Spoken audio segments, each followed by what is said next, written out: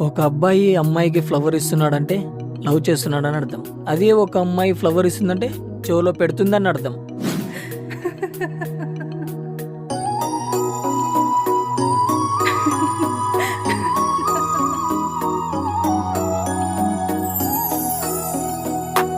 అసలు నువ్వు ఎందుకు లవ్ చేస్తున్నావు మా అమ్మాయిని? గీత గీత గీత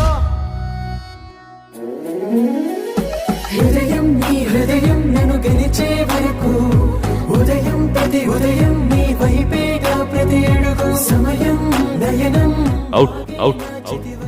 విరహం వలయం వేసే ఎదుకు